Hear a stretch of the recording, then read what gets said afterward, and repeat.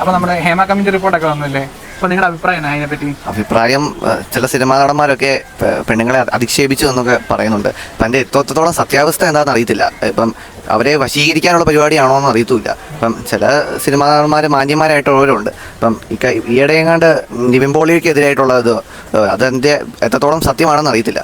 അപ്പം അത്രോട് അഭിപ്രായം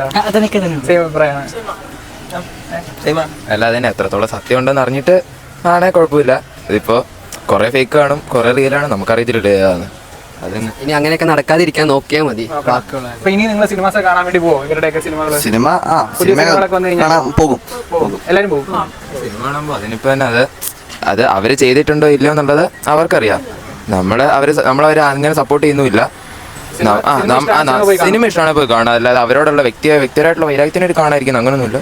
സിനിമ അത് നമ്മുടെ ഇഷ്ടമല്ല കാണാൻ വേണ്ടത്. സിനിമ ഇഷ്ടമാണെങ്കിൽ പോയി കാണാം, അത്രേ ഉള്ളൂ.